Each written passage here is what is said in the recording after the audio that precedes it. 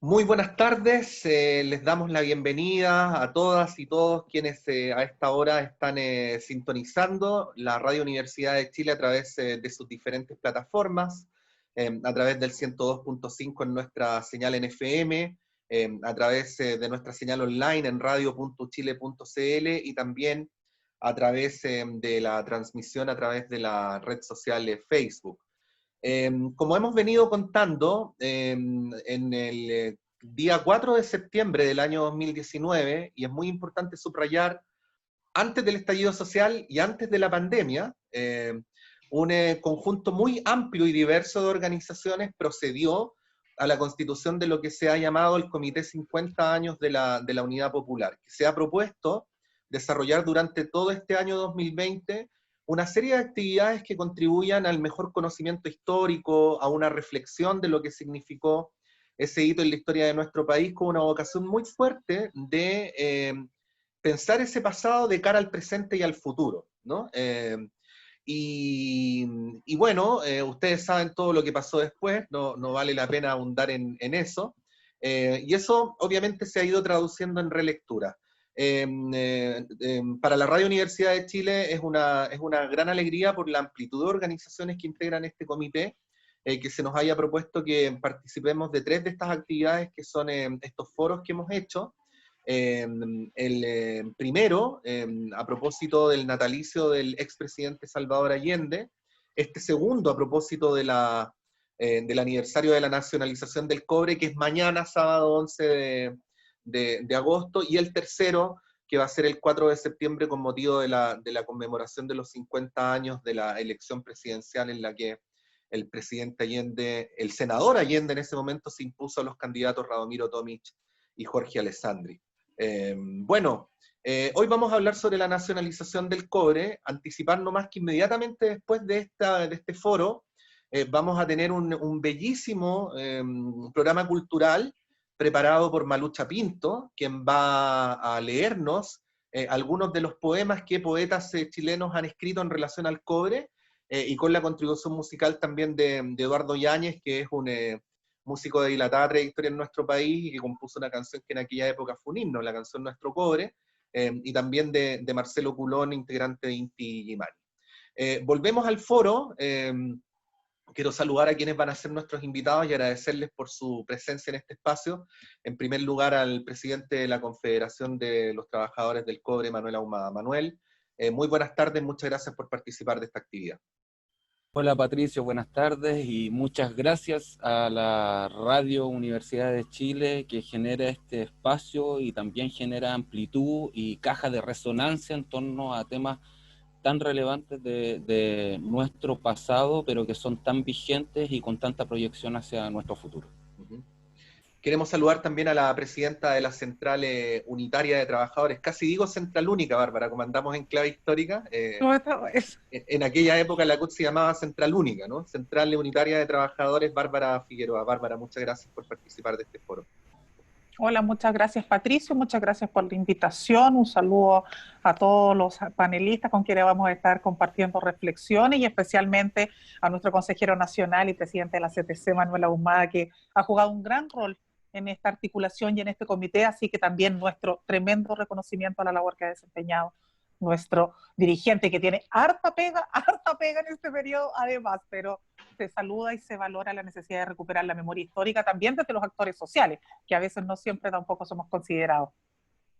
En la Radio Universidad de Chile no es así, Bárbara, en todo caso, tú lo sabes. Eso es lo bueno, eso es lo bueno. Y queremos saludar, por supuesto, al economista de la Fundación Sole, Marco Kremerman. Marco, muchas gracias. Hola Pato, muchas gracias por la invitación y importantísimo el tema que vamos a hablar hoy día, central para lo que estamos decidiendo y discutiendo. Sí. Quería invitarlo a pensar o a partir pensando en la lectura de esta fecha, no necesariamente desde el lugar de las mayores lejanías o cercanías con el gobierno del presidente Allende, sino en una perspectiva histórica. Este es un proceso largo que empieza con la creación de Codelco durante el gobierno del presidente Ibáñez del Campo, que continúa con el proceso de estatización de la gran minería del cobre, el proceso que se llamó la chilenización del cobre durante el gobierno del presidente Frei Montalva, Luego vino este hito histórico de la nacionalización del cobre, que era una de las medidas más emblemáticas del gobierno del presidente Allende, pero para ser precisos y justos hay que decir que este proyecto de ley fue aprobado por unanimidad en el Congreso Nacional, donde tanto las fuerzas del Partido Nacional como de la Democracia Cristiana y como de la Unidad Popular concurrieron unánimemente con su voto para la aprobación de esta ley. Evidentemente hay distintas maneras de verlo, ¿no? Pero si uno hace ese tránsito histórico, podría darse cuenta entonces de que era una época donde la política en Chile, o donde ciertas ideas en Chile, lograron convertir determinadas demandas en un sentido común, ¿no? Quería partir planteándoles la conversación en ese tono y pidiéndoles una reflexión, bueno, respecto a eso, quizás en contraste con lo que tenemos ahora. Doy la palabra para quien quiera partir, no quiero imponerlo. Bárbara. Sí, mira, yo, claro, después decimos a los sesgos, a las mujeres sí. Primero. No, está bien. Pero mira, sí, yo creo que claro, tal como tú dices, si uno mira esto más allá del hito, ¿no? de la relevancia que tiene para, incluso hasta el día de hoy, el haber nacionalizado y estatizado o ha hecho este proceso, claro, estatizado, nacionalizado, sí, el cobre en nuestro país, esta materia prima fundamental, aún con todos los déficits que uno puede decir, mira, tenemos hoy día, no hemos avanzado en una segunda fase exportadora, tenemos todo un desafío en materia de industrialización, etcétera. Eso demuestra que cuando los países efectivamente tienen un sentido prioritario respecto del resguardo no solamente de políticas de justicia social, sino que también de soberanía económica, se puede ir muy a la vanguardia. Esto que hoy día nos permite tener soporte fue una política que vino acompañada también de, por ejemplo, la creación de la Corfo y otras instituciones. O sea, había una mirada respecto de una estrategia nacional que efectivamente calaba mucho más allá de las legítimas diferencias ideológicas que los partidos podían tener, porque era una mirada mucho más, yo diría que de largo plazo, de lo que lamentablemente a veces uno percibe, y en esto no quiero comprometer la opinión de la CUT, quiero hacerlo en términos personales, de lo que uno lamentablemente percibe que ocurre hoy día. Yo creo que esa hay una gran diferencia a la hora de poder proyectar desafíos tan grandes y poder ser un país que pase a la vanguardia respecto al debate en materia de modelo de desarrollo, innovación, entre otras áreas. No solamente tiene que ver con la capacidad de los programas, de que sean programas suficientes, que sean programas de avanzada, que sean programas con propuestas agresivas, mucho más radicales que las que se han puesto sobre la mesa hasta ahora en los últimos gobiernos, sino que además, sobre todo, requieren una forma de entender y de hacer la política que supere por momentos esta dinámica un poquitito más coyuntural, quizás más marcada por lo mediático y lo inmediato, y creo que eso efectivamente son parte de las reflexiones a las que estamos invitados, además en un tiempo que para Chile es súper privilegiado, porque nosotros estamos viviendo una pandemia brutal, dramática, con el costo de vidas, producto de la tosudez y la intransigencia por mantener el modelo económico. Entonces esto no es solamente un problema de que, mira, cuando tenemos un modelo económico que es desigual, hay algunos que son pobres y hay otros que son más ricos. No, el problema es que eso te cuesta vidas humanas cuando esto llega a niveles como los que estamos enfrentando hoy, tan críticos para la humanidad. Pero por otro lado, también da cuenta de que, claro, uno podría decir, bueno, esto se resuelve con que tú tengas propuestas distintas y con eso estamos. No, pues, esto también se resuelve teniendo la capacidad de hacer una política de manera distinta a la que nos hemos ido acostumbrando en el último periodo, y creo que ese es un desafío importante, no solamente, y en esto quiero ser muy justa, esto no es solamente un desafío que uno le imponga o lo señale de la vereda de al frente, ¿no? Como que uno no, en la casa estamos súper bien y nosotros no estamos permeados por estas cosas y entonces el resto, no. Creo que esto es un desafío para la institucionalidad política, y es un desafío para los partidos, pero creo que también es un desafío para los actores sociales respecto de cómo tenemos que pensar el desafío que tenemos por delante, cuando además tenemos un proceso constituyente a puerta que puede ser, y por eso digo, somos privilegiados. Hay otros países que este dolor de lo que ha significado la pandemia solo lo van a poder evaluar cuando venga un nuevo proceso electoral. Nosotros tenemos la posibilidad de no tener que llegar hasta ese minuto para poder decir, mira, aquí hay cosas que cambiar. Lo tenemos a la vuelta de la esquina con el proceso constituyente. Pero creo que en eso tenemos que ser capaces de discutir forma y fondo, programas, proyectos, demandas, y buscar la mayor correlación de fuerzas para empujar, correr el cerco y derrotar el modelo neoliberal, pero por otro lado también eso requiere un ejercicio de la política que quizás nos ponga en otra estatura, ¿no? Y creo que ahí hay un debate interesante que tenemos que hacer. Sí, Marco, si uno mira en una perspectiva quizás más histórica, las concepciones sobre desarrollo económico, ¿no? Uno podría decir que hay un proceso que termina por decantar en la unidad popular, pero que empieza a mediados de la década del 30, ¿no? Y que va compartiendo a lo largo de los gobiernos y de las décadas una cierta mirada respecto a cómo promover el desarrollo del país en ese momento de la historia. Eso fue, ya lo sabemos, severamente revertido a fines de la década del 70 con las medidas revolucionarias, lo vamos a decir así, ¿no? Que implementó la dictadura en una serie de áreas muy sensibles de la vida nacional. Quería pedirte un breve comentario respecto a lo que eso supone, ¿no? A cómo se inserta el proceso de la nacionalización del cobre en ese momento histórico, ¿no? Que insisto, uno lo podría situar para efectos de la estrategia de desarrollo chileno entre mediados de la década del 30 y el 11 de septiembre de 1973.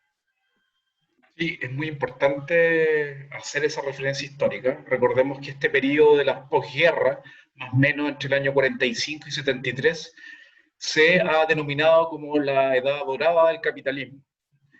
Y muchos autores ortodoxos dicen que eso se produce porque se liberalizan los mercados y el mantra que acostumbramos a escuchar.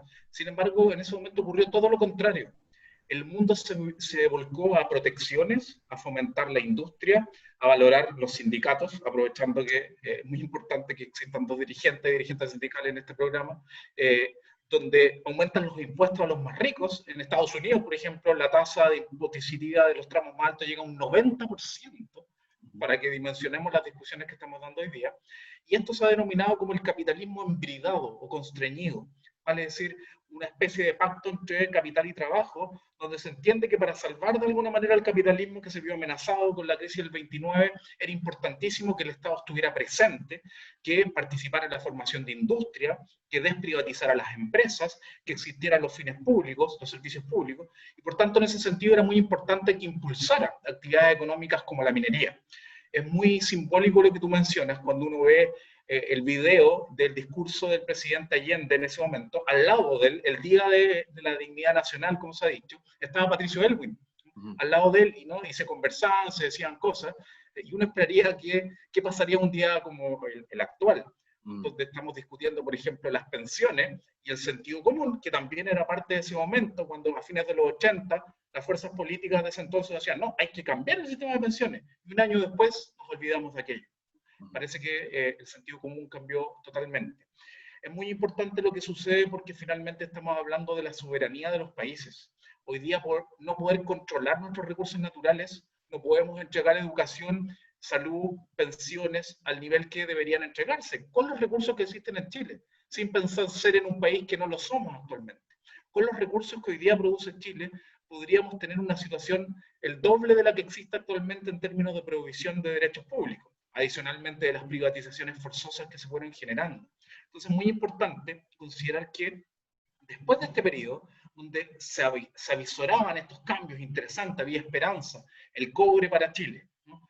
El fomento de la industria, 33% de sindicalización en el año 72, todo eso se corta con la dictadura, pero esto no es solo un tema nacional, sino que a partir de fines de los 70 comienza el neoliberalismo, y el neoliberalismo es un proyecto político de restauración de poder de la clase dominante, para recuperar la disminución en la tasa de ganancia que había cedido en las décadas anteriores. Ese es el proyecto neoliberal, que en términos novedosos comienza no solo a acumular explotando el trabajo, como siempre lo ha hecho, sino ocupando los bajos salarios, las cotizaciones de los trabajadores y trabajadoras, el CAE, etcétera, también para acumular.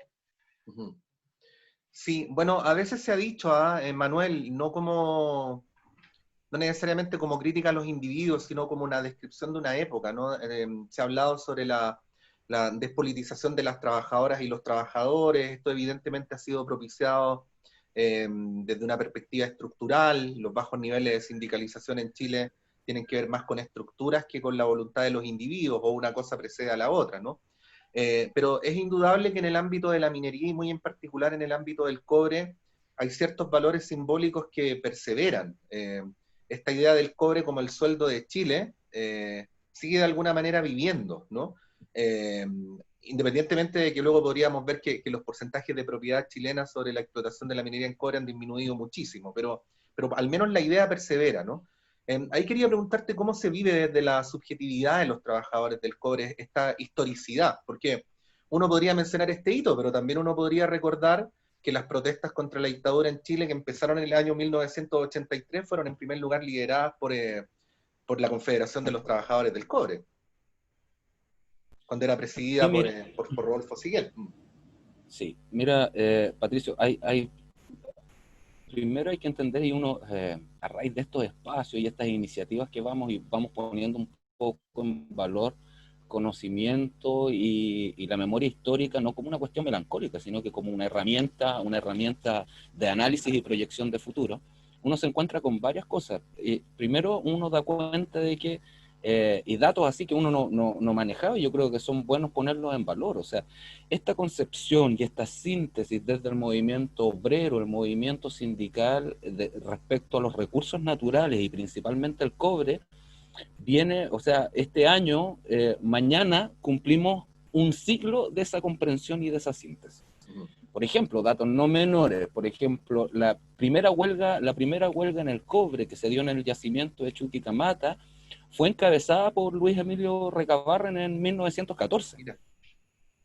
A los gringos, por ejemplo, y ya en el 1920, en uno de los artículos que publica Luis Emilio Recabarren en un diario, ya plantea la nacionalización del cobre, de la agroindustria, o sea, ya se plantea la nacionalización de los recursos naturales estratégicos.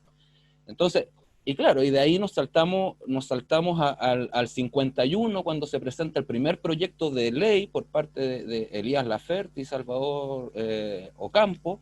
Se presenta el primer proyecto de nacionalización del cobre. Y luego el segundo proyecto se presenta encabezado por Salvador Allende, y de ahí saltamos al 71, cuando se llega a lo que es la nacionalización del cobre. Entonces, si vamos dando cuenta, esto es una síntesis del movimiento sindical de un siglo atrás. Y que sin duda, como decía Marco, o sea, esto han tratado de utilizar políticas de exterminio, o sea, la dictadura cívico-militar, o sea, uno de los principales exterminios que trató de hacer fue principalmente golpeando al movimiento sindical. Entonces, ahora tú me preguntabas hoy día, claro, no es fácil, si recordemos que las concesiones plenas se nos instala en los años 80 bajo las mismas tesis que se instala el modelo de AFP, o sea, con la mentira pero absoluta. Recordemos que José Piñera planteaba de que el cobre había que entregarlo y un poco desnacionalizarlo, producto de que iba a pasar lo mismo que el salitre, que iba a quedar obsoleto. Bueno, y con las AFP nos dijeron de que este año, en el 2020, las pensiones iban a estar siendo igual al sueldo con el cual nos pensionamos. O sea, iban a tener una cobertura del 100%. Entonces, son mentiras tras mentiras, y eso es un poco lo que está reventando hoy día. Y está reventando en torno al sentido común, pero de acuerdo también a las promesas que se han hecho, o esos falsos que nos han instalado. Y no es menor, o sea, hoy día, a propósito, en el CETEMIN, estamos dando esa discusión, y al final llegamos a la misma síntesis que viene teniendo el movimiento sindical hace más de 100 años. ¿Y por qué? Porque son cuestiones, mira, si analizamos las 40 medidas de la Unidad Popular, son cuestiones muy precisas, muy vigentes, pero dos de esas medidas son estructurales y tienen que ver con el modelo de desarrollo, y que es la reforma agraria y la nacionalización del cobre. A pesar de todo lo que se ha hecho y se ha desnacionalizado, y hoy día más del 70% de la producción del cobre está en manos privadas, con ese 30%, o sea, nadie puede negar que incluso hoy día ese 30% ha entregado los principales recursos, como por ejemplo estos 12.000 millones de dólares que se están hoy día utilizando como fondos soberanos para poder ir en ayuda de lo que es la pandemia. Entonces, la importancia, no solamente desde el punto de vista político, ideológico, objetivo, sino que la importancia, o sea, la importancia objetiva que tiene este hito, no es menor. y tiene un sentido común que es justamente cuál es la disputa que se nos está dando hoy día en todo ámbito de cosas. Es la vulneración permanente a la soberanía del pueblo, a la soberanía popular. Si vemos, por ejemplo, qué es lo que necesitamos para tener un cambio constitucional, necesitamos que 2/3 partes, por ejemplo, del Parlamento se imponga por 1/3. Y si no, ese tercio se va a imponer en torno a las mayorías. Entonces, eso es vulneración de soberanía. El que el 70% de los recursos naturales estén en manos privadas es vulneración de soberanía popular. Y no lo decimos la gente de izquierda, no lo decimos los sindicalistas, se dice a nivel mundial, es parte de derechos fundamentales y un poco de estos pactos básicos que bien señalaba Marco, que de alguna manera buscaron cierto equilibrio. Pero hoy día este modelo neoliberal, capitalista neoliberal, entra en crisis porque ya no tiene de dónde crecer. Entonces, para poder crecer, tiene que romper estos pactos, para seguir exprimiendo la fuerza de trabajo, y quienes son los que se expropian el sueldo de los trabajadores son justamente esta minería, este 1%, para poder seguir acrecentando sus utilidades y tratar de sostener este sistema de permanente crecimiento para estos pocos. Sí. Bárbara, quería pedirte que le diéramos continuidad a esa reflexión. Cuando yo estaba preparando o estaba leyendo para poder conversar con ustedes hoy día, me di cuenta, por ejemplo, que la CUT todos los años realiza un acto con motivo de la nacionalización del cobre. Vi 2008, 2009, 2010, es como uno de los hitos todos los años, ¿no? O sea, es una fecha que la CUT siente como propia. Y yo creo que sería bueno quizás en la perspectiva en la que estamos conversando hoy día preguntarte por qué es así, ¿no? Bueno, yo creo que en primer lugar por lo que dice Manuel, porque estos procesos no fueron procesos única y exclusivamente de debate de los partidos. La necesidad de tener un modelo de desarrollo que le diera soberanía a Chile y que le permitiera, por lo tanto, a partir de sus riquezas naturales, avanzar en un proceso de mayor desarrollo, de industrialización, y a partir de eso también de mejor y mayor innovación, para ir al bienestar de todas y todos. No fue un proceso de exclusiva reflexión de los partidos, ni solo de los partidos de izquierda.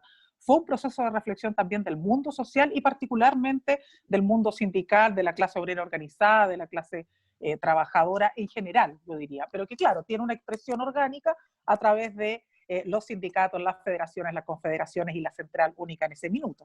Entonces, claro, no es solo propia porque uno diga, bueno, sí, nos gusta la propuesta, sino que es propia porque se construye también con los propios trabajadores y con parlamentarios que así lo representaban. Cuestión que hoy día no tenemos, ¿no? Hoy día estamos vetados los dirigentes sindicales para poder ser parte del debate institucional en nuestro país, y parte de la deslegitimidad y de la crisis de la institucionalidad política hoy día también radica en aquello, ¿no? En este cerrojo de impedir una democracia donde los actores sindicales, particularmente los actores sociales, tengamos la posibilidad no solo de incidir a través de la movilización en las políticas públicas, sino que también llevando nuestras propuestas y pudiendo representarlas en el Parlamento, como lamentablemente no se puede. Entonces, claro, en ese marco se hacen distintos eventos, se han hecho distintas acciones en general, y yo diría que la gran mayoría, si no me equivoco, encabezadas también con la CTC como protagonista. Y de hecho nos tocó un año, me acuerdo, no hace tanto, estaba el gobierno de la nueva mayoría, fue justo cuando hicimos un acto el 11 de julio, que se supone que iba a haber un diluvio, que iba a ser una cosa fatal, que aquí venía, no sé, se nos iba a derrumbar el Gran Santiago con una lluvia, y nosotros nos movilizamos igual. Fue bien arriesgada esa movilización, pero la hicimos igual, y fue justo cuando se produjo el cambio de ministro, y llegó Rodrigo Valdés, me acuerdo, y nosotros ahí aprovechamos de tirar todas las pullas que teníamos que tirar. Eso lo hicimos en el frontis cerramos el acto en el frontis de la CUT, nos acompañaron los amigos de Imaginación, me acuerdo. Entonces, claro, nos ha permitido no solamente mantener la memoria, y yo diría que además refrescarla, porque el movimiento sindical ya hoy día comienza también a incorporarse generaciones más nobles.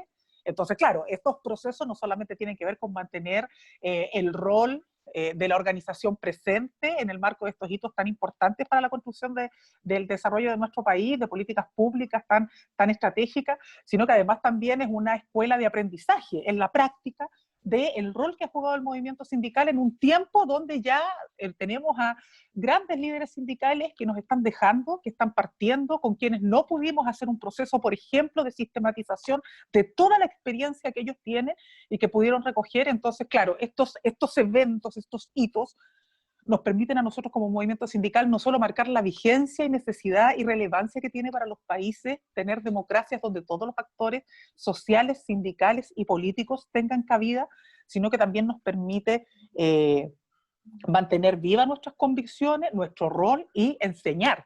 Porque es que, por ejemplo, nuestra central, que es heredera de la Central Única, del Comando Nacional de Trabajadores, de la Coordinadora Nacional Sindical y de la FOCH, de todo este proceso de más de 100 años de historia del sindicalismo en Chile, ¿por qué entonces nosotros podemos decir a mucha honra, sí, nosotros nos definimos antineoliberales, nosotros construimos un sindicalismo que es sociopolítico, porque eso también nos ha permitido ser contribuyentes en periodos claves de la historia? En tiempos en que la política hoy día está tan desprestigiada, algunos seguimos reivindicando la política con mayúsculas y creemos que eso se tiene que retomar y que los actores no podemos plantearnos esta falsa dicotomía que o somos sindicalistas o somos políticos. No, si ser sociopolítico es también un valor. Distinto es el debate sobre las alertas revolucionarias y vigilantes para que nunca se traspase el fino límite, hasta dónde está la independencia, hasta dónde está la autonomía, pero de que necesitamos organizaciones sindicales, que seamos sociopolíticas para que eso entonces permita que grandes hitos en la historia, como la nacionalización del cobre, se pudieran hacer carne.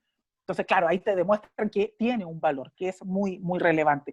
Creo que en ese sentido, para nosotros efectivamente no solo se trata de rememorar, de festejar, de celebrar, sino que también de con ello mantener viva un debate de una formación permanente desde la práctica, desde el ejercicio concreto, desde la acción en el mundo sindical, que también está permanentemente autorreformándose, que está incorporando generaciones más nobles hoy día y que también requerimos hacer estos procesos de formación permanente en eso, desde lo concreto, desde el rol que hemos jugado, desde los aportes que hemos hecho en la construcción de las políticas en Chile, porque si no, también nosotros mismos nos negamos la capacidad de crecer y de robustecernos.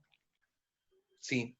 Leía una entrevista que se le hizo en el año 72 al gerente general de Chuquicamata, David Silverman, que muy lamentablemente desde el año 74 es detenido desaparecido, y bueno, esa es una demostración también del ensañamiento que se produjo con quienes eran las caras más visibles del proceso de nacionalización del cobre. En esa entrevista David Silverman explicaba, y era muy interesante, cómo para los trabajadores del cobre la nacionalización no consistía en el cambio de un patrón por otro. De hecho, ahí estoy citando lo textual, ¿no? Sino de cómo eran los propios trabajadores los que de alguna manera pasaban a ser los beneficiados por este proceso, en una clara comprensión de la relación entre el trabajo cotidiano que ellos hacían en la explotación del cobre y las necesidades del país y el proyecto político que se estaba construyendo. Esa explicación que hace Silverman en esa entrevista del año 72, me parece que es muy interesante para efectos de lo que estamos conversando hoy día, ¿no? Yo he tenido, no sé, conversaciones informales con algunos de ustedes, no al aire, con otras personas, donde se ha hablado del lento proceso durante los últimos lustros para que las trabajadoras y trabajadores en general puedan volver a vincular su tarea cotidiana con lo superestructural, las grandes políticas con las consecuencias que eso tiene en el mundo del trabajo, las estrategias de explotación de los recursos naturales y de qué manera eso afecta o no afecta en mi vida. Ahí, Marco, quería preguntarte, ¿no? Porque si uno mira lo que está ocurriendo con la minería hoy día, que está en un creciente proceso de privatización, que ojo, no, en su parte más aguda no empezó con la dictadura, sino desde la década del 90 en adelante, y que además tiene como un hito bien importante la suscripción del Tratado de Libre Comercio entre Chile y Canadá, que también marcó otro punto de inflexión para estos efectos. Pero bueno, uno lo puede situar en el contexto general de la estrategia de desarrollo que tiene hoy día Chile en relación con sus recursos. Ahí quería preguntarte o pedirte una reflexión respecto a cuánto tiene que ver eso que parece tan ajeno, ¿no? El modo en que se explota el cobre, el modo en que se explotan los recursos forestales, los salmones, en fin, con la vida cotidiana de las trabajadoras y trabajadores.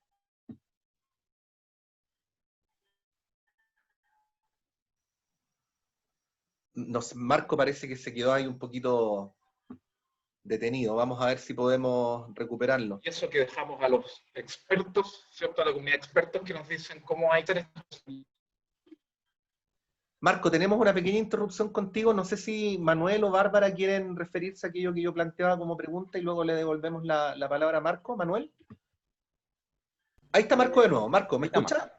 Sí, escucho. Perfecto. No sé si se escucha bien. Sí, no alcanzamos a escuchar nada de tu respuesta, así que si puedes partir desde el principio, perfecto. No con la esperanza de que hayas escuchado la pregunta. Estaba pensando todavía. Sí, alcancé a escuchar la pregunta. Claro, me parece fundamental, porque estos temas que son difíciles, explorar el cobre, que es todo un tema, de las rentas económicas, que es importante hablar, la explotación del cobre, los sistemas tributarios, los ingresos fiscales que dejan los recursos naturales, se lo dejamos supuestamente a los expertos o expertas, como si no tuvieran posiciones ideológicas, ¿no? Como si no militaran en el partido del capital. Y eso ha sido muy dañino, porque tenemos que apropiarnos de ese conocimiento, de esos saberes que están en el pueblo. El cobre, como bien decía Manuel, hoy día sigue siendo, Chile sigue siendo el principal productor de cobre en el mundo. 29% de la producción de cobre es de Chile. 23% de la reserva de cobre está en Chile, producido por Chile, por Codelco. 71% es producido por empresas extranjeras. Y efectivamente esto se acelera en la década del 90. Las concesiones mineras sin duda es un hito político empujado por José Piñera, que permite justamente que estos procesos se aceleren, pero desde los 90 en adelante las tendencias cambian abruptamente. Y hay dos datos que a mí me parecen que son brutales. A pesar de que somos el principal productor de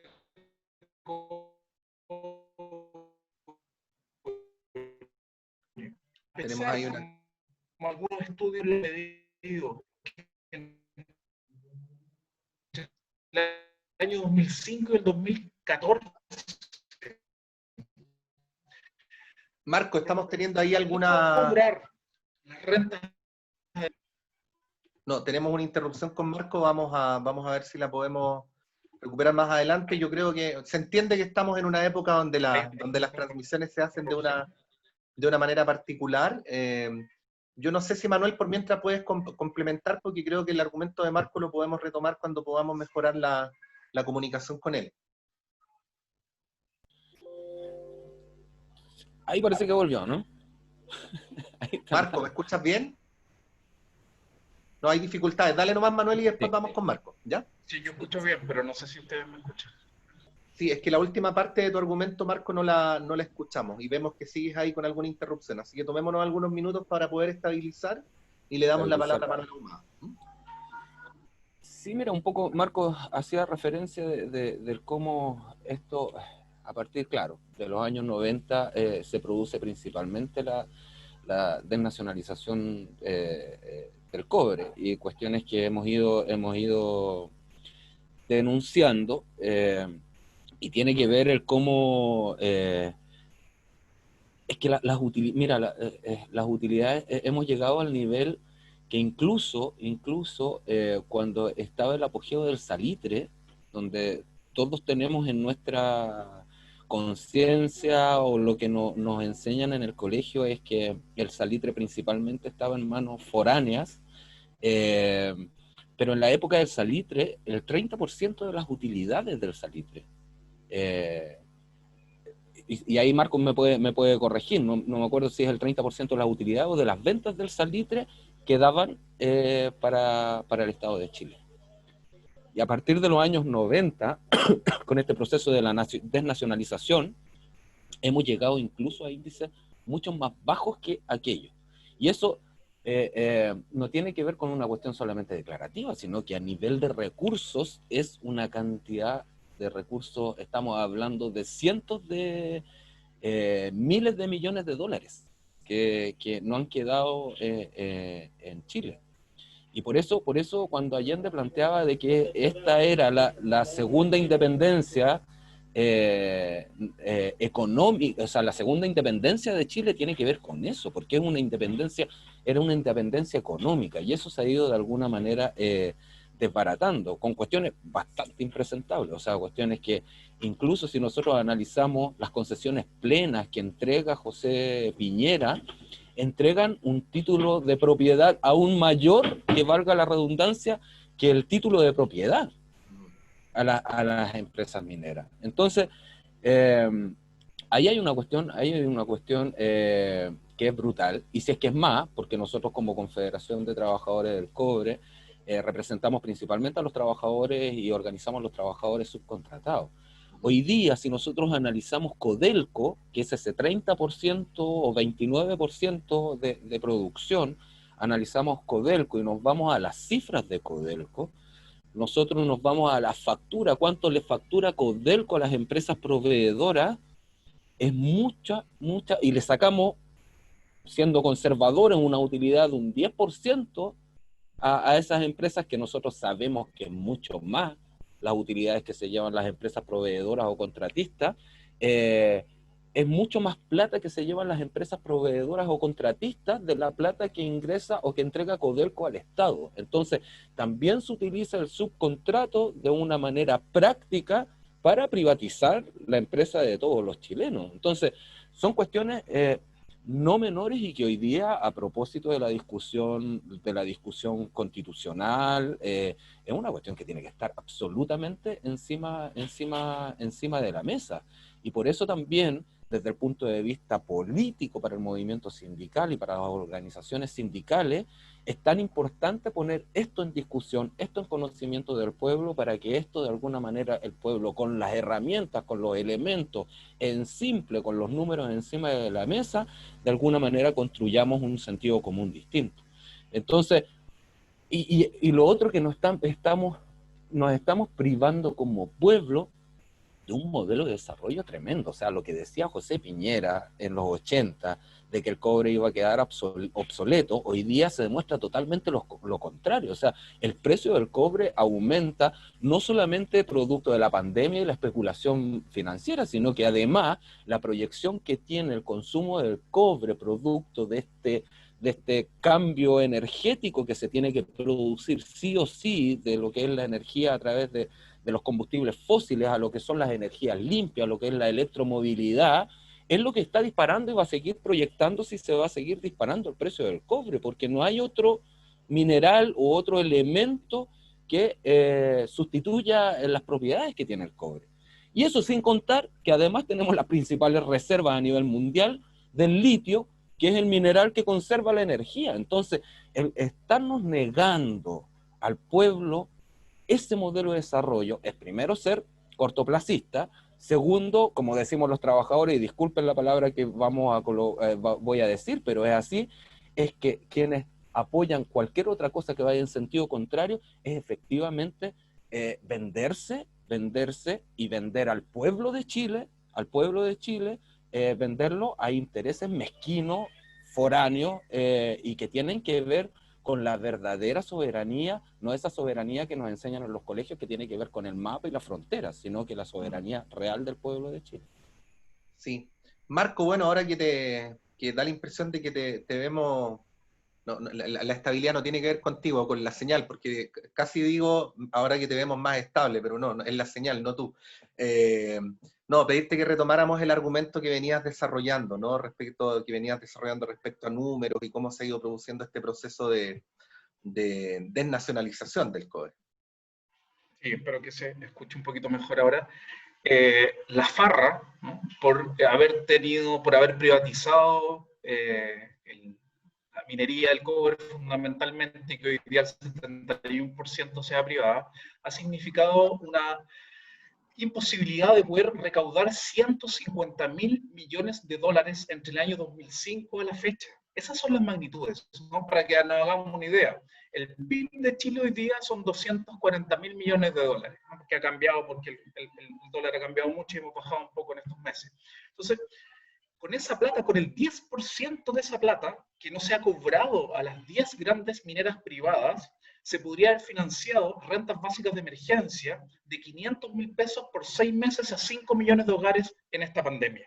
Para que hagamos la magnitud de lo que ha significado no poder tener control sobre el cobre. Y algo que decía Manuel que es muy importante, los trabajadores y trabajadoras, que en general a veces se generan esta confrontación, que el capital la provoca, Vale decir, en la minería se gana mucha plata, tienen bonos de término muy altos. Según la encuesta longitudinal de empresas del Ministerio de Economía, cada trabajador y trabajadora de la gran minería tiene como valor agregado 230 millones de pesos al año. Eso es lo que producen los trabajadores y trabajadoras de la gran minería al año. Vale decir, deberían ganar 20 millones mensuales si es que no existiera explotación ni plusvalía, ¿no? 20 millones mensuales. Cada trabajador produce 230 millones de pesos al año. Al año. Casi 20 millones al mes. Esos son encuestas oficiales del Ministerio de Economía. El valor agregado de lo que produce un trabajador y trabajadora. Esto está por sector económico, lo podemos en otro momento ver en cada sector lo que es el valor añadido. Por tanto, cuando vemos que el salario promedio en la minería es 800.000 pesos, 850, lo que podemos visualizar es que aquí hay un nivel enorme de distancia entre lo que producen los trabajadores y trabajadoras y lo que se les paga, independientemente que sea el sector que mejores salarios paga, porque obviamente es uno de los sectores donde la productividad es mayor. Otro elemento importante, hay empresas como la Minera Escondida o en su momento la diputada Las Condes, etcétera, que han tenido rentabilidades sobre lo que invierten. Esto se llama rentabilidad sobre patrimonio por año de casi un 90%. Esto es como que en un año recupera toda la inversión histórica de una empresa. La banca tiene rentabilidad sobre patrimonio en Chile de 15%, ya exagerada. La AFP, el promedio histórico es de 22%, para que hable de un negocio sobreprotegido. Y la minería ha alcanzado a tener tasas de rentabilidad sobre el patrimonio del 50%. Eso ha sucedido por no tener control, por haber perdido soberanía, ¿no? Y finalmente, lo que debería ser el sueldo de Chile, hoy los impuestos que paga la minería en el año 2019 es de solo un 7% de la recaudación total del Estado de Chile. Se recaudaron 3.712 millones de dólares desde la minería en pago de impuestos. Y el royalty es un accidente, es una anécdota. Aporta solo un 0,7% de la recaudación anual del país, lo cual debería ser un monto robusto, debería grabarse efectivamente con un real royalty, y solo es un impuesto a la actividad minera específica, la dimensión de los datos y de lo que se está perdiendo por no tener soberanía sobre nuestros recursos naturales. Sí. Es son tremendos los números que da Marco, porque de alguna manera muestran cómo ha cambiado tan drásticamente la situación en nuestro país. Bueno, es bien increíble cómo ha ido pasando muy rápidamente el tiempo. Yo pienso que a lo mejor sería bueno que pudiéramos hacer una ronda final donde pudiéramos hacer desde cada uno de sus lugares una reflexión respecto a lo que esta fecha significa. No están obligados a seguirme en lo que les voy a sugerir, pero bueno, quizás en lo que fue el espíritu de la constitución de este comité, no leer las fechas como miradas hacia atrás, sino como miradas para leer el presente y construir el futuro, ¿no? Y quizás en esa perspectiva, desde la Confederación de Trabajadores del Cobre, desde la CUT, desde el trabajo que hace la Fundación Sol, poder plantearse, ¿no?, una lectura posible para esta nueva conmemoración de la nacionalización del cobre. Vamos a darle en primer lugar la palabra a Bárbara Figueroa. Bárbara. Mira, yo creo que la mejor manera, y por lo menos hasta ahora, mientras no haya otra, creemos que es el instrumento más efectivo para que desde el movimiento sindical podamos jugar el rol al que estamos interpelados, como decía, no solo respecto de la supervivencia de la organización, ¿no?, sino que por sobre todo respecto a la importancia que juega el mundo sindical, el mundo de los trabajadores y trabajadoras organizados, no solamente como motor que mueve los países, sino que también como un agente necesario para la construcción de una democracia plena. Yo creo que la mejor manera de reivindicar aquello no es solo con la memoria histórica y tenerla siempre a la vista, ¿no?, respecto del rol que se ha jugado, sino que por sobre todo ser capaz de contribuir en los desafíos y en los debates y forzar muchas veces, que es lo que a veces nos toca, por cierto, a que se tenga que poner escucha respecto de los planteamientos que uno hace. Eso, claro, tiene de dulce y de agraz. Tiene de dulce que cuando logras incidir, estás contribuyendo sustantivamente a una reivindicación del rol de la clase trabajadora, que no solo se ha visto y se vio mermada con las políticas de la dictadura, a propósito del exterminio, sino que también de la invisibilización, el plan laboral y todo lo que ello significó, sino que también lo vivimos desde los 90 hasta la fecha, y eso hay que decirlo con toda claridad. Si no hemos podido recuperar derechos, no es porque no se considerara, no es porque en el programa de Patricio Aylwin no existiera como parte de ese programa la necesidad de la negociación ramal. Estaba escrito. Entonces, el problema no fue ese, fue que luego se dijo, mira, en realidad fueron súper contribuyentes para salir de la dictadura, pero llegó otro minuto, ahora no tenemos ni podemos hacer estas transformaciones, y así finalmente se fue naturalizando lo que yo denomino, a algunos no les gusta, algunos me critican harto cuando digo esta palabra, pero se fue como naturalizando una suerte de desprecio respecto del rol de la clase trabajadora y de la organización sindical, y particularmente de la central, porque hay muchos que dicen, no, si nosotros respetamos mucho los sindicatos, pero les incomoda la voz más política de la central a la hora de debatir las políticas, y entonces se acostumbraron un poquito a marginar, a tratar de dejar fuera del debate. Entonces, claro, tiene mucho de ingrato ese ejercicio, pero creo que más allá de aquello y de todas las dificultades y de que no siempre efectivamente vamos a lograr todos nuestros cometidos, yo creo que la mejor manera en que uno reivindica el lugar del sindicalismo en la democracia y en la necesidad de construir sociedades más equitativas, justas, es tratando de no solamente actuar desde la movilización y la presión, sino que también desprenderse de esa caricatura que tanto les gusta a algunos, ustedes solo sirven para pelear, y decir, mira, nosotros también tenemos plataformas, tenemos programas, tenemos orientaciones, creemos que hay demandas de coyuntura, urgencia. ¿Quién podría decir, por ejemplo, hoy día, que tenemos casi 3 millones de trabajadores y trabajadoras desplazados del mundo laboral, no es una urgencia abordar lo que está ocurriendo con la crisis de empleabilidad y todo aquello, y lo que está pasando con las negociaciones colectivas en los distintos espacios en los que nos estamos moviendo?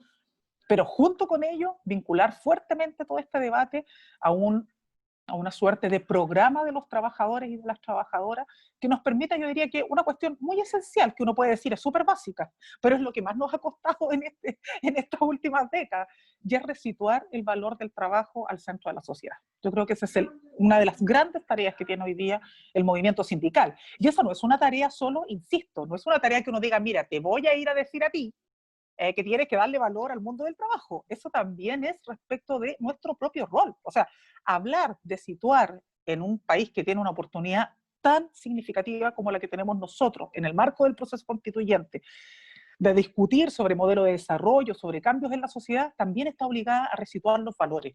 O sea, no puede ser que en Chile sea más importante que haya y que se constituya una empresa, aun cuando esa empresa pague salarios de hambre, tenga esclavizados a los trabajadores, los encierre. O sea, aquí, sobre pretexto de que hay que cuidar los puestos de trabajo, se acepta cualquier aberración e indignidad. Bueno, ¿por qué ocurre eso? Porque se nos trastocaron los valores. Porque para algunos pasó a ser más importante el empresario, el empleador, el que genera un puesto de trabajo, que ese trabajo y cómo está generando condiciones de dignidad y de justa redistribución. Creo que ahí tenemos una tarea fundamental, y en el proceso constituyente esa es una tarea en la que tenemos que contribuir como Central Unitaria de Trabajadores. Llevar una suerte de programa de los trabajadores, porque nos vamos a enfrentar a programas desde todos los partidos. O sea, aquí todo el mundo va a presentar programas. Bueno, nosotros también tenemos que ser capaces de ofrecerle a Chile una propuesta programática, pero donde esté lo que es parte de nuestra esencia, que es discutir sobre este valor del trabajo, que nos permita entonces ya no solo consolidar materias como los derechos colectivos, universales y otras materias pendientes, sino que también dar un vuelco en la conciencia, en cómo hemos ido entendiendo el rol de los trabajadores y de las trabajadoras. Eso significa mirar lo que está ocurriendo con sectores productivos importantes, como lo que pasa con el cobre, la minería, los sectores de la industria, el desafío que tendremos respecto del mundo del comercio, entre otros, la informalidad, todo lo que viene detrás de la informalidad y la precariedad de los puestos de trabajo post pandemia, pero también las deudas de arrastre. Porque y con eso termino, perdón, pero porque con esta pandemia lo que queda claro también es que hay valores o hay maneras de entender los valores en el mundo del trabajo que también han permeado a la propia clase trabajadora. Todo lo que significa los cuidados, la política de cuidado no remunerado, hoy día demostró ser bastante más esencial de lo que algunos creían. Entonces, ya este no es un debate de que, ay, mira, pucha, pero es que las mujeres, pero es que no sé qué, pero es que no sé cuánto. No. O sea, acá tenemos que hacer un debate donde no solamente tenemos que generar igualdad de condiciones para hombres y mujeres, sino que labores que están evidentemente con sesgo de género comenzar a entender que son bastante más esenciales de lo que habíamos pensado antes y que hoy día tenemos que darle un valor distinto. Entonces creo que ahí tenemos un desafío bien interesante entre lo nuevo que están haciendo, con todo lo que significa el trabajo de plataformas, rider, entre otros, con las deudas de arrastre que tenemos, pero donde también tenemos que buscar una centralidad. Y a nuestro juicio, esa centralidad es dotar a Chile de un verdadero eje articulador en torno al valor del trabajo al centro de la sociedad, como una manera de mirar esta construcción de una sociedad distinta. Creo que en eso nosotros no solo reivindicamos, sino que nos hacemos cargo también de toda la tradición histórica del movimiento sindical en Chile. Gracias, Bárbara. Manuel Ahumada, presidente de la Confederación de Trabajadores del Cobre. Manuel. Sí, Patricio, mira, a ver, la historia tiene tanta vigencia y por eso desde el Comité 50 años planteamos esto, es un pasado lleno de futuro, como síntesis. Y tiene que ver cómo nos va a ser vigente, por ejemplo, frases y síntesis como la que planteaba a propósito de lo que decía recién Marco, cuando planteaba Radomiro Tomic, que claramente Radomiro Tomic no es un compañero mío, sino que es un tremendo dirigente de la democracia cristiana. Pero él hacía una síntesis que es absolutamente vigente hoy día, como por ejemplo el decir que quien controla el cobre controla Chile. Y eso hoy día lo estamos viendo ya absolutamente vigente. Cuando el cobre es un recurso del pueblo de Chile, no de unos pocos. Entonces, mira, desde ahí, y también lo decía Bárbara, o sea, primero a propósito de todo lo que hemos logrado también como movimiento sindical, el poder constituir el poder generar datos a propósito de la encuesta que está haciendo la Fundación Fiel, la información que nos entrega la Fundación Sol permanentemente, podemos dar cuenta de que hay una cosa que no se ha perdido porque es una condición del trabajador, y es la condición de clase, y es la condición del cómo nosotros estamos generando valor. Y bien lo reflejaba, por ejemplo, en el cobre, Marco, y ahí que me ayude en el ingreso per cápita que tenemos en Chile. O sea, son 20 y tantos mil dólares anuales, Marco, algo así. Bueno, pregúntese el pueblo, ¿dónde están esos 20 y tantos mil dólares de ingreso per cápita? O sea, la distribución del ingreso es brutal, es brutal. Y tiene que ver con eso, el cómo construimos, y tenemos una tremenda oportunidad, tremenda oportunidad, pero para eso necesitamos identidad de clase, necesitamos saber dónde nos organizamos. No nos pueden acusar, menos quienes hoy día están en esta oligarquía, no nos pueden acusar a las organizaciones de los trabajadores, a las organizaciones del pueblo, que no somos democráticos, muy por el contrario. Bueno, pero pongamos en debate eso, pongamos en debate esta crisis valórica también que se nos ha instalado. La crisis valórica, o sea, donde pongamos en el centro no el capital, sino que el ser humano y todo nuestro entorno. Necesitamos construir eso. Nuestros chicos, las nuevas generaciones, una de las principales preocupaciones es que han instalado y se han generado una conciencia en que estamos a puerta, y también los estudios así lo demuestran. Si nosotros seguimos en esta condición, estamos a puertas de un exterminio como especie. Y tiene que ver, y ese exterminio como especie no tiene que ver con un ciclo ecológico, sino que tiene que ver justamente con el modelo económico, que es voraz.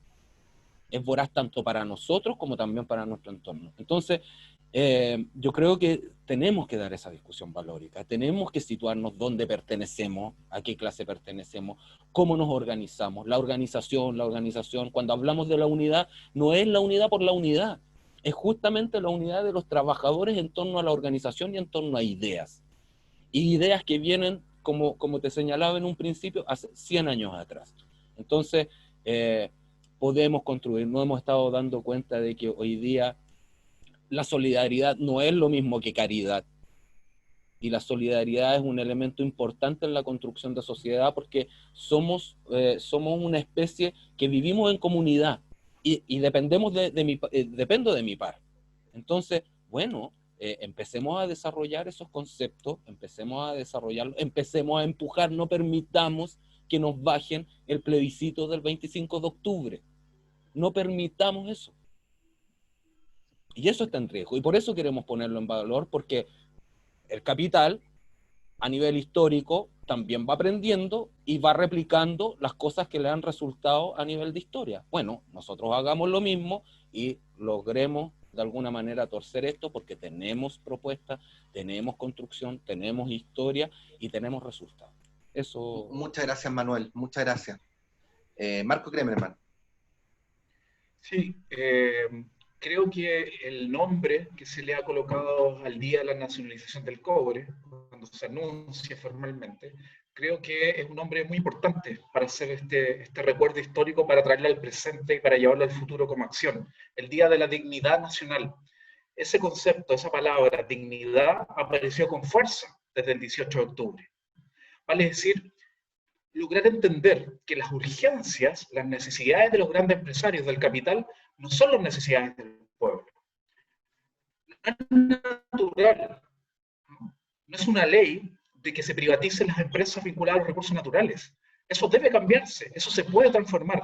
No es porque siempre se ha hecho así y porque no había otra opción. Esa fue una decisión política impulsada por quienes consideran que el bienestar de los hogares no debe ser una prioridad. No es normal que se privaticen un sistema de pensiones.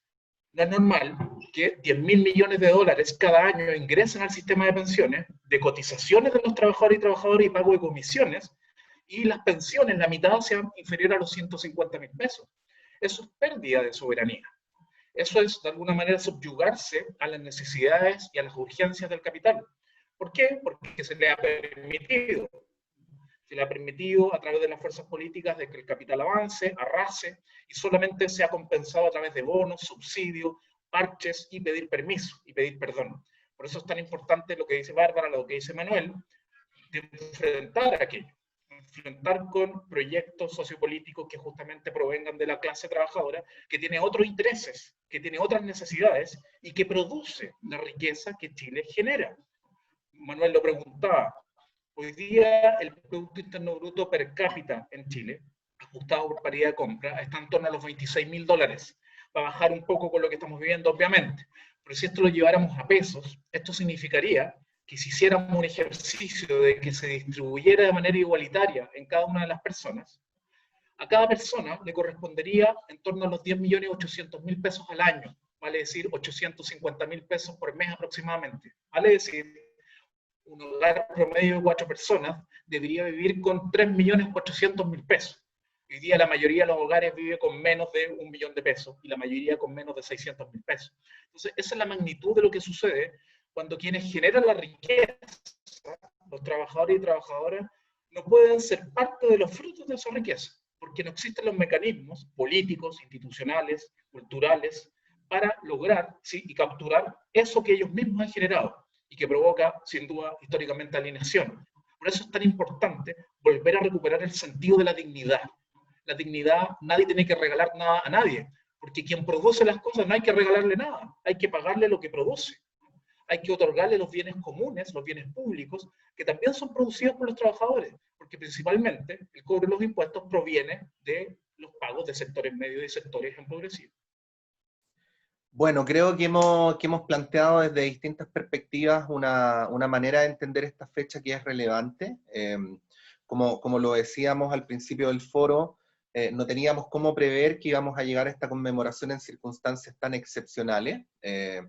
Hay muchas cosas malas o tristes que uno podría decir sobre el momento que estamos viviendo, pero si uno tratara de encontrarle el lado bueno a las cosas, podría decir que es una circunstancia que nos ha dado la oportunidad de pensar las cosas de manera más profunda y de manera más estructural. A mí me da la impresión que varios de los debates políticos de los últimos días ya no tienen que ver solamente con coyuntura, sino con cómo vemos el modelo y con cómo vemos el país. Y en ese sentido, obviamente la ocurrencia de un aniversario como este nos da la oportunidad también para volver a hacernos la pregunta respecto a qué queremos hacer en el presente y en el futuro, con los recursos naturales en general y con el cobre en particular, porque el cobre en particular no solo tiene una gran importancia concreta, sino tiene una extraordinaria importancia simbólica. Queremos agradecer, bueno, prueba de que tiene una gran importancia simbólica es lo que viene ahora, ¿eh? Por favor, a quienes nos están escuchando, quédense en la radio o sigan Facebook, porque vamos a tener a la maravillosa Malucha Pinto trayéndonos desde distintas obras poéticas, poemas que se han escrito en relación al cobre chileno, y con la música de Eduardo Yáñez y de Marcelo Culón. Queremos agradecer a nuestros panelistas, Bárbara Figueroa, presidenta de la CUT, muchas gracias por esta conversación y que estés muy bien. Muchas gracias a ustedes por la invitación. Manuel Ahumada, presidente de la Confederación de Trabajadores del Cobre, muchas gracias por la posibilidad de haber podido conversar esta tarde en nombre de todos los auditores y auditoras de la Radio Universidad de Chile. Gracias, Patricio, a ti y a la Radio Universidad de Chile, insisto, lo que plantean en un principio, que nos permite poner estos temas tan relevantes que no se ven en los medios de comunicación tradicionales y son tan importantes para el pueblo, para nuestro pueblo de Chile. Marco Kremerman, economista de la Fundación Sol, muchas gracias, que estén muy bien. Muchas gracias a ustedes y felicitar como siempre la radio porque nos hace reflexionar los temas que importan y por eso que tenemos que aumentar su sintonía. Gracias, Marco. Bueno, vamos a un breve alto. A propósito de aumentar la sintonía, ya viene Malucha Pinto, Eduardo Yáñez, Marcelo Culón, lo mismo que hablamos ahora, pero en clave poética y musical. Vamos y volvemos.